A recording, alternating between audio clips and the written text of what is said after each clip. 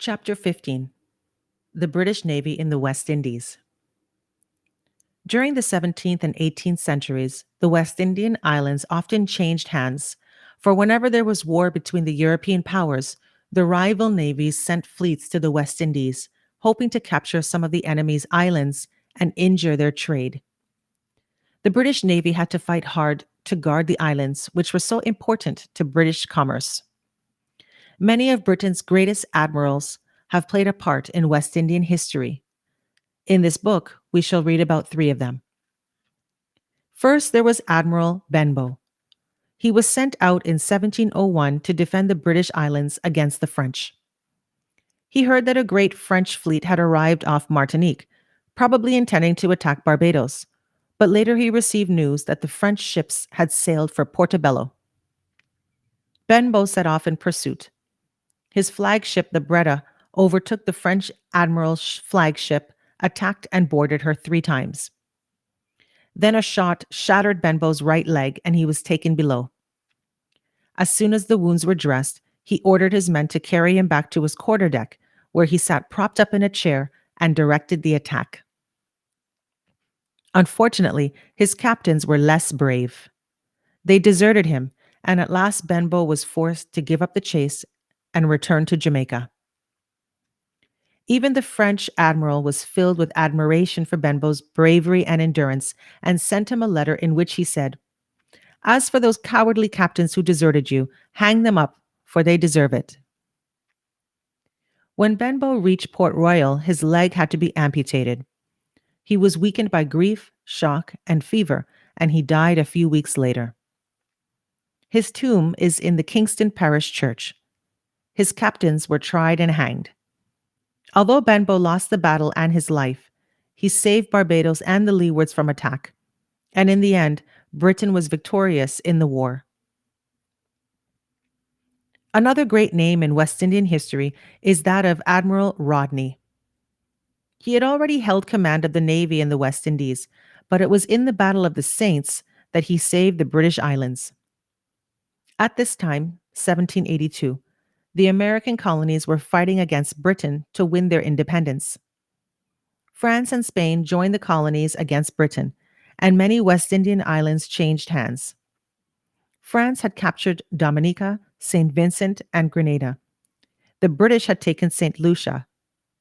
Rodney himself had taken St. Eustatius. But the French had recaptured it and had also taken Tobago, St. Kitts, Nevis, and Montserrat. The only British possessions left in the West Indies were Barbados, Jamaica, and Antigua. This meant a great loss to British trade, and at one time there was talk of giving up Gibraltar in exchange for Guadeloupe. Before Rodney left England, the chief of the British Admiralty told him, "The fate of the empire is in your hands, and I have no wish that it should be in any others." So Rodney sailed for Barbados, where he was joined by Admiral Hood. Altogether, the British had 37 line of battleships.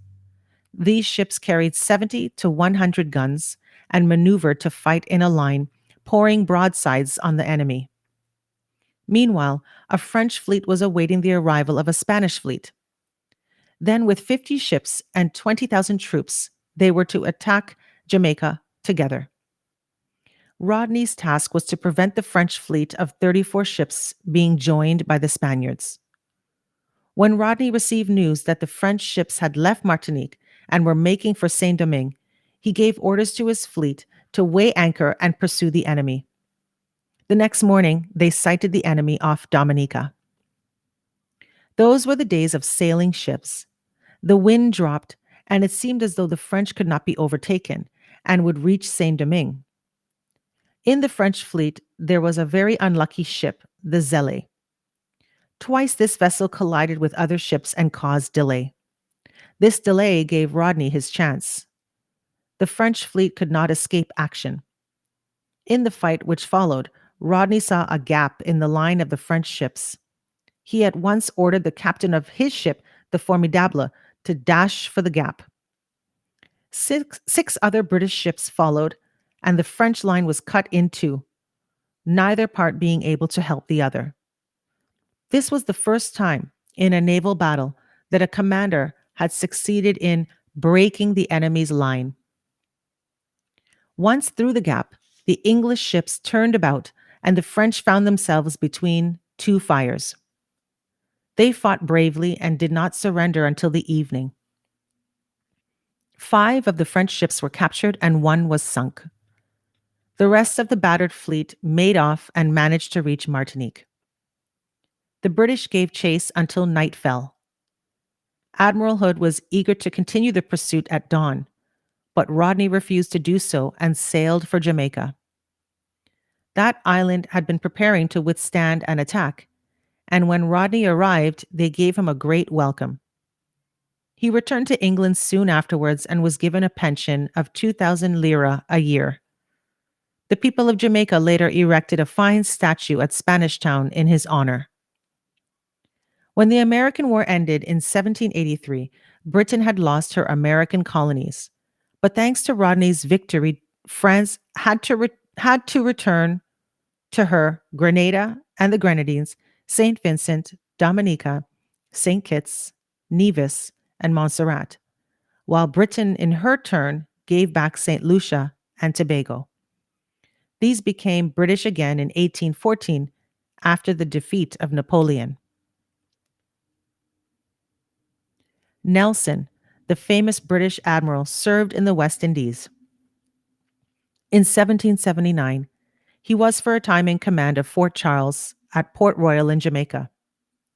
In 1784, he brought HMS Boreas to join the Leeward Island Squadron at English Harbor, Antigua, at that time the headquarters of the British fleet in the West Indies. In those days, Nelson was not popular.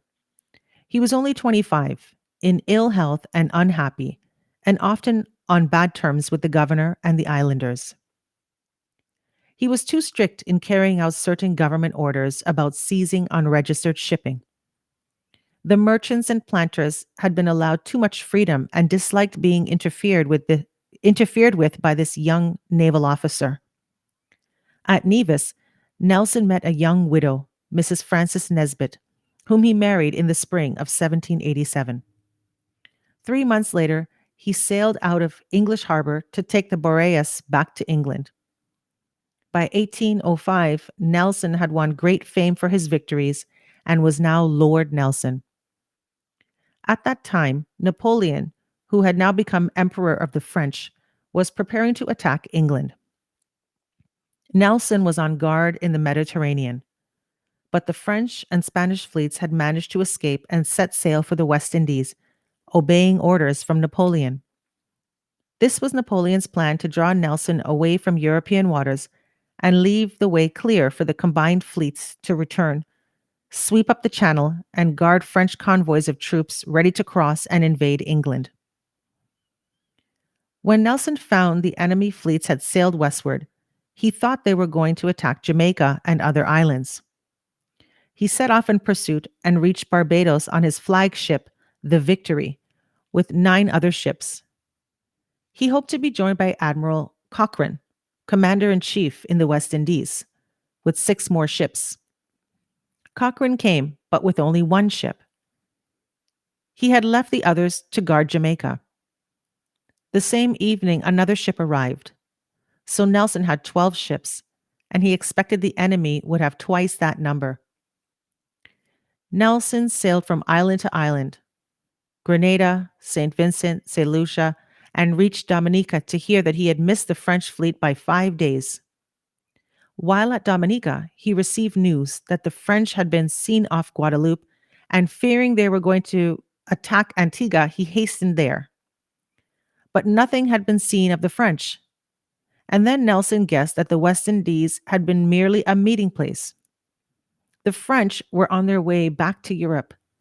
Nelson followed with all speed and sent a fast-sailing frigate to warn the fleet guarding the English Channel that the French fleets were approaching.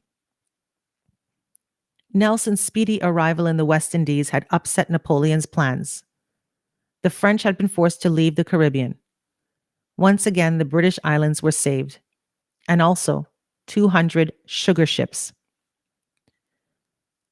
3 months later, in October 1805, Nelson met the French and Spanish fleets off Cape Trafalgar in southwest Spain and utterly defeated them. The, re- the rejoicing over this great victory, one of the most famous in world history, was saddened by the news of Nelson's death from a shot fired from the rigging of a French ship. The British West Indies felt they owed their safety to Nelson. A statue to his memory was erected in Barbados, even before the now famous column was set in Trafalgar Square, London.